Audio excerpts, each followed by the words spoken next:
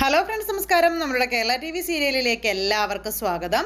അങ്ങനെ നമ്മുടെ ഗീതുവിൻ്റെ മാനത്തിന് വില പറഞ്ഞവൻ, അല്ലെങ്കിൽ ഗീതു വളരെ മോശമായൊരു പെൺകുട്ടിയാണെന്ന് പറഞ്ഞു പരത്തിയവനായിട്ടുള്ള പണിയുമായിട്ടാണ് നമ്മുടെ ഗീതു ഇറങ്ങാൻ തീരുമാനിച്ചിരിക്കുന്നത്. ഗോവിന്ദൻ്റെ മുന്നിൽ തൻ്റെ മനസ്സ് കൈവിട്ടു പോയി വാ പൊത്തിപ്പിടിച്ച്, അല്ലെങ്കിൽ മനസ്സ് കൈവിട്ട് പോയി നെഞ്ചുപൊട്ടി കരഞ്ഞ് നമ്മുടെ ഗീതുവിനോട് കാരണം തിരക്കിയപ്പോൾ എനിക്കൊന്ന് കുറച്ച് നേരം ഒന്നിരിക്കണം എന്നുള്ള കാര്യം പറഞ്ഞു. എൻ്റെ കണ്ണേട്ടനോട് ഞാൻ എല്ലാം പറയുമെന്നു. അങ്ങനെ ആ ഒരു കാര്യം ഗീതു പറഞ്ഞപ്പോൾ ഗീതുവിൻ്റെ മനസ്സിലെ സങ്കടം തീരുവോളം ഗീതു കരഞ്ഞു തീർത്തോട്ടെ, അതിനുശേഷം തന്നോട് കാര്യങ്ങൾ പറഞ്ഞാൽ മതി എന്നുള്ള കാര്യം നമ്മുടെ ഗോവിന്ദൻ അങ്ങ് തീരുമാനിച്ചു. ഈ സമയത്താണ് അവർണിക നമ്മുടെ കിച്ചപ്പനോട് എല്ലാ കാര്യങ്ങളും പറയുന്നത്. ഇത് കേട്ട് കഴിഞ്ഞപ്പോഴത്തേക്കും കിച്ചു ആകെ തകർന്നു പോയി, തരിപ്പണമായിപ്പോയി. കിച്ചുവിന് ഒരു രക്ഷയുണ്ടായിരുന്നില്ല. എന്താ, ഗീതാഞ്ജലിയെ കലി പിടിപ്പിച്ചു കഴിഞ്ഞാൽ ഗീതാഞ്ജലി എന്ന് പറയുന്ന ഗീതു എന്ത് ചെയ്യുമെന്ന് ഗീതുവിന് പോലും അറിയില്ല. ആ ഒരു അവസ്ഥ അതെങ്ങനെയാണെന്നുള്ളത് മറ്റാരെക്കാളും നന്നായിട്ട് അറിയാവുന്നവൻ ഈ കിച്ചുവാണ്. അപ്പം ഇന്ന് ഗീതാഞ്ജലിയെ കാണാൻ കിച്ചു എൻ്റെ കൂടെ വന്നേ പറ്റൂ എന്ന് തറപ്പിച്ച് അവർണിക പറയുകയും ചെയ്തിരിക്കുന്നു. അങ്ങനെയുള്ള സാഹചര്യത്തിൽ എന്ത് ചെയ്യും? പോകാതിരിക്കാൻ പറ്റുമോ? പോകാതിരിക്കാൻ പറ്റില്ല. പുള്ളിക്കാരിയുടെ മുന്നിൽ ചെന്ന് നിന്നേ പറ്റുള്ളൂ. ഇനിയിപ്പോൾ അതിനെ ഞാൻ എങ്ങനെ തരണം ചെയ്യും എന്നുള്ളൊരു പേടിയിൽ കിഷോർ ഇങ്ങനെ ഇരിക്കുന്നു. ആ സമയം അവർണിക പറയാനുള്ള കാര്യങ്ങൾ പറഞ്ഞ് അകത്തേക്ക് കയറിപ്പോയി. ഗീതാഞ്ജലി പറഞ്ഞ കാര്യങ്ങൾ ആലോചിച്ച് ടെൻഷനായിട്ട് അവിടെ ഇരിക്കുകയാണ് കിച്ചു. ആ സമയത്താണ് അങ്ങോട്ടേക്ക് ശ്രീജ വരുന്നത്. ശ്രീജ വന്നിട്ട് ചോദിച്ചു, എന്തായിട്ടാ പറ്റിയ? ഏട്ടനെന്താ ആകെ ടെൻഷനായിട്ടിരിക്കുന്നത്? ഏട്ടൻ്റെ മുഖത്തെന്താ ആകെ ഒരു വിഷമം കാര്യങ്ങൾ എന്നൊക്കെ ചോദിച്ചപ്പോൾ എല്ലാം കൈവിട്ട് പോയെന്നാണ് തോന്നുന്നതെന്ന് അനുജത്തിയോട് പറയാം. അപ്പോൾ കൈവിട്ട് പോവേ? എന്ത് കൈവിട്ട് പോയെന്ന് ഏട്ടൻ പറഞ്ഞത് എന്നിങ്ങനെ ചോദിക്കുമ്പോൾ ഞാനൊരു എടുത്തിയാട്ടം കാണിച്ചെന്ന് പറഞ്ഞു. എടുത്തു ചേട്ടോ? എന്താ ഏട്ടാ, ഒന്ന് കാണിച്ചത് പോരാതെ വീണ്ടും എടുത്ത് കാണിച്ചോ എന്ന് ചോദിച്ചു. ഞാൻ ഗീതുവിനെക്കുറിച്ച് വളരെ മോശമായ രീതിയിൽ അവർണികയോട് സംസാരിച്ചു. അവർ തമ്മിലുള്ള ആ ഒരു ബന്ധം അത് പിരിയുകയാണെങ്കിൽ പിരിയട്ടെ എന്നോർത്താണ് ഞാൻ അങ്ങനെ പറഞ്ഞത്.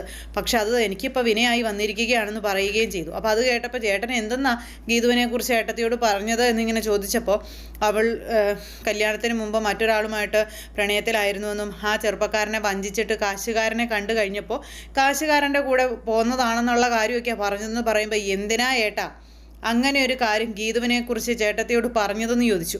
ഈ കാര്യങ്ങളെല്ലാം അറിഞ്ഞു കഴിഞ്ഞിട്ട് ഗീതുവിനെ പോയി കണ്ട് ഗീതു സംസാരിച്ച് കഴിയുമ്പോൾ നമ്മുടെ വീടിൻ്റെ അയലൊക്കത്തുള്ളവരോടെങ്ങാനും വന്ന് ഏട്ടനെക്കുറിച്ചോ അല്ലെങ്കിൽ ഗീതാഞ്ജലിയെക്കുറിച്ചുള്ള കാര്യങ്ങൾ ചേച്ചി അന്വേഷിച്ച് കഴിഞ്ഞാൽ അവിടെ തീർന്നില്ലേ എന്ന് ചോദിച്ചു. എല്ലാ കാര്യങ്ങളും എല്ലാം മുഴുവനും അവർണിക ചേച്ചിയോട് പറഞ്ഞാൽ അവിടെ തീർന്നില്ല ഏട്ടൻ്റെയും ഞങ്ങളുടെയൊക്കെ ജീവിതം. ഏട്ടൻ എന്ത് മണ്ടത്തരമായി കാണിച്ചത്, അല്ലെങ്കിൽ തന്നെ ഏട്ടൻ കാണിക്കുന്നത് മുഴുവൻ മണ്ടത്തരങ്ങളാണ്. അതിൻ്റെ കൂട്ടത്തിൽ ഇതും കൂടി ആയി കഴിഞ്ഞപ്പോൾ പൂർത്തിയായി. ഏട്ടൻ എന്താ ഇങ്ങനെയൊക്കെ ചെയ്യുന്നതെന്ന് ചോദിച്ചു. ഒരു കാരണവശാലും ഗീതാഞ്ജലി ഒന്നും പറയാനുള്ള സാഹചര്യം ഉണ്ടാകരുത്. അങ്ങനെ ഉണ്ടായി കഴിഞ്ഞിട്ടുണ്ടെങ്കിൽ ഏട്ടൻ്റെ കാര്യം കട്ട പുകയാണെന്ന് പറഞ്ഞു. അങ്ങനെ അനുജത്തി പറഞ്ഞു ഗീതുവിനെ വിളിച്ച് സംസാരിക്കണമെന്ന്. അപ്പം ഞാനത് വിളിച്ച പ്രശ്നമാവില്ലെന്ന് ചോദിച്ചപ്പോൾ ഏട്ടൻ വിളിക്കാതിരുന്നാലാണ് യഥാർത്ഥ പ്രശ്നമാകാൻ പോകുന്നത്, അതുകൊണ്ട് വേഗം വിളിക്കാൻ പറഞ്ഞു. അങ്ങനെ അനിയത്തി പറഞ്ഞ അനുസരിച്ച് ചേട്ടൻ ഗീതുവിനെ വിളിക്കുക. ഇവൻ്റെ കോള് കണ്ടപ്പോഴത്തേക്കും ഉറഞ്ഞു തുള്ളി നിൽക്കുവാണ്, അടിമുടി വിറഞ്ഞു തുള്ളി നമ്മുടെ ഗീതു.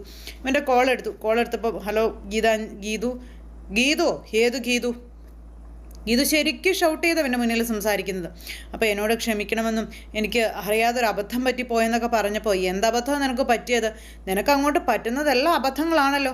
നീ എന്താ അബദ്ധം മാത്രം ചെയ്യാനായിട്ട് ജനിച്ചവനാണോ എന്നൊക്കെ ചോദിച്ച് ഗീതു അങ്ങ് തുടങ്ങി. എന്തായാലും എനിക്ക് നിൻ്റെ അബദ്ധമൊന്നും കേൾക്കേണ്ട കാര്യമില്ല. വൈകുന്നേരം നിൻ്റെ ഭാര്യയോട് നിന്നെയും കൂട്ടി ബീച്ചിലേക്ക് വരാൻ ഞാൻ പറഞ്ഞിട്ടുണ്ട്. നീ അവിടെ വന്നിരിക്കണം. നിൻ്റെ ഭാര്യയോടൊപ്പം നീ വന്നില്ലെങ്കിൽ വേണ്ടുന്ന തീരുമാനം എടുക്കാൻ എനിക്കറിയാം. അവിടെ വെച്ച് ഞാൻ നിൻ്റെ ഭാര്യയോട് പറയും സത്യങ്ങളൊക്കെ. ആരാണ് ചീത്ത സ്വഭാവം ഉള്ളവരെന്നും ആരെയാണ് വഞ്ചിച്ചതെന്നും ആരെ വഞ്ചിച്ചിട്ട് ആരാണ് മറ്റൊരു വിവാഹം കഴിച്ചതെന്നൊക്കെയുള്ള സത്യങ്ങളെല്ലാം ഞാൻ അവളോട് പറഞ്ഞോളാം. നീ ആരാണെന്നും നിൻ്റെ തനിനിറം എന്താണെന്നും നീ ഒരു ചതിയനാണെന്നും നിൻ്റെ ഭാര്യയ്ക്ക് ഞാൻ തെളിയിച്ചു കൊടുക്കുമെന്ന് പറഞ്ഞു. അത് കേട്ടപ്പോൾ കിച്ച് പേടിച്ച് വിറച്ചിങ്ങനെ നിൽക്കുക. ഗീതാഞ്ജലി അങ്ങനെ പറയരുത്, ഗീതാഞ്ജലി എന്നെ ചതിക്കരുത്, എനിക്കൊരു അവിവേകം സംഭവിച്ചു പോയതാ, ഞാനത് മാറ്റി പറഞ്ഞോളാം എന്നൊക്കെ പറഞ്ഞുകൊണ്ട് ഗീതുവിൻ്റെ കയ്യെ കാലിവൻ പിടിക്കുക. ഗീതുവിൻ്റെ അടുത്ത് അവൻ്റെ കളി. ഇവനിങ്ങനെ ഭയങ്കരമായിട്ട് ഇങ്ങനെ കാല് പിടിക്കുമ്പം നിൻ്റെ ഒരടവും എൻ്റെ മുന്നിൽ നടക്കില്ല.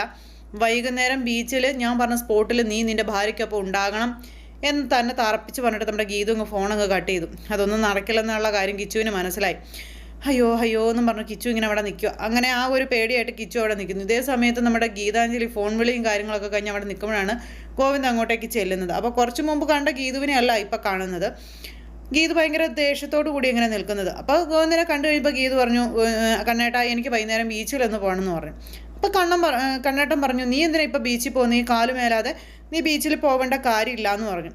അങ്ങനെ പറയരുത്, എൻ്റെ കൂടെ കണ്ണേട്ടനും വരണം, എനിക്ക് ബീച്ചിൽ പോയേ പറ്റൂ എന്ന് തർപ്പിച്ചു പറയുമ്പം ഗീതു, നിൻ്റെ എല്ലാ ധിക്കാരങ്ങൾക്കും അല്ലെങ്കിൽ നിൻ്റെ എല്ലാ കുട്ടികളിക്കും ഞാൻ കൂടെ നിൽക്കുന്നതാണ്. വയ്യാതെ ഇവിടെ നിന്ന് പോകാൻ പറ്റില്ലെന്ന് പറഞ്ഞാൽ പറ്റില്ല.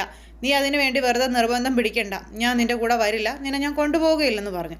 അപ്പോൾ അങ്ങനെ ഒരിക്കലും പറയരുത്, എനിക്ക് വളരെ അർജൻറ്റായിട്ടുള്ള ഒരു കാര്യം ഉള്ളതുകൊണ്ടാണ് ഞാൻ ഈ പറയുന്നതെന്ന് ഇങ്ങനെ പറഞ്ഞപ്പോൾ, എന്ത് അർജൻറ്റ്, നിൻ്റെ ധിക്കാരമൊന്നും വേണ്ടെന്നൊക്കെ പറഞ്ഞ ഗോവിന്ദനോട് കണ്ണേട്ടൻ അങ്ങനെ ഒരിക്കലും പറയരുത്. കാരണം കണ്ണേട്ടൻ്റെ മുന്നിൽ ചില കാര്യങ്ങൾക്ക് ഞാൻ കുസൃതിയും കുറുമ്പും വഴക്കും കാര്യങ്ങളൊക്കെ ഉണ്ടാക്കാറുണ്ടെങ്കിലും ഒരിക്കലും കണ്ണേട്ടനെ ധിക്കരിച്ച് ഞാൻ ഒന്നും ചെയ്തിട്ടില്ലല്ലോ. ചെയ്തിട്ടുണ്ടോ? പക്ഷേ ഇതെനിക്ക് ധിക്കരിച്ചേ പറ്റൂ. എനിക്ക് പോയേ പറ്റൂ. കാരണം എൻ്റെ അഭിമാനത്തിന് ക്ഷതമേൽപ്പിച്ചവനെ കാണാനാണ് ഞാൻ പോകുന്നതെന്ന് പറഞ്ഞു. അത് കേട്ട് കഴിഞ്ഞപ്പോഴത്തേക്കും അഭിമാനത്തിന് ക്ഷതമേൽപ്പിച്ചവനാ? ആരാവൻ? നീ എന്തൊക്കെയാണ് പറയുന്നതെന്ന് ചോദിച്ചു. അപ്പോൾ ഗീതു പറയുന്ന കാര്യങ്ങളൊന്നും ഗോവിന്ദന് മനസ്സിലാകുന്നില്ല. അപ്പോൾ ഗീതു ഈ കാര്യങ്ങളെല്ലാം ഗോവിന്ദനോട് പറയുകയാണ്. അവർണിക തന്നെ വന്ന് കണ്ടതിനെ പറ്റിയും അതുപോലെ കണ്ണേട്ടൻ പോയി കഴിഞ്ഞപ്പോൾ അവർണിക തന്നോട് ചോദിച്ചതിനെ പറ്റിയും കിഷോർ എന്ന് പറയുന്ന കാണ്ടാമൃഗത്തിനേക്കാൾ തൊലിക്കട്ടിയുള്ള മനുഷ്യൻ തന്നെക്കുറിച്ച് പറഞ്ഞ കാര്യങ്ങളെ പറ്റിയും അതിനുശേഷം ഇപ്പോൾ അവൻ വിളിച്ച ഫോൺ കോൾ ഉൾപ്പെടെ എല്ലാ കാര്യങ്ങളും നമ്മുടെ ഗോവിന്ദനോട് ഗീതു പറഞ്ഞു. ഗീതു അതൊക്കെ പറയുന്നത് കേട്ട് കഴിഞ്ഞപ്പം ഗോവിന്ദനും അന്താളിച്ചു പോയി. കാരണം ഇത്രയൊക്കെ ആയിട്ടും അവൻ്റെ അഹങ്കാരത്തിനോ അവൻ്റെ കയ്യിലിരിപ്പിനോ യാതൊരു കുറവുമില്ല. അവൻ വീണ്ടും വീണ്ടും ചുമ്മാ ഓരോ പ്രശ്നങ്ങൾ ഉണ്ടാക്കിക്കൊണ്ടിരിക്കുക. അത് നമ്മുടെ ഗോവിന്ദനും മനസ്സിലായി.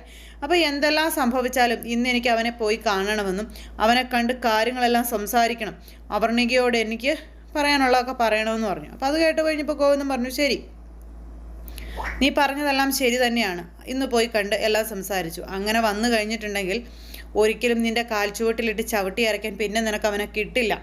അവനോട് ഇങ്ങനെയല്ല പകരം വീട്ടേണ്ടത്. അവൻ പറഞ്ഞ അതേ നാവ് കൊണ്ട് അവർണികയുടെയും മറ്റുള്ളവരുടെയും എല്ലാവരുടെയും മുന്നിൽ അവനെ കൊണ്ട് തന്നെ മാറ്റി പറയിക്കണം.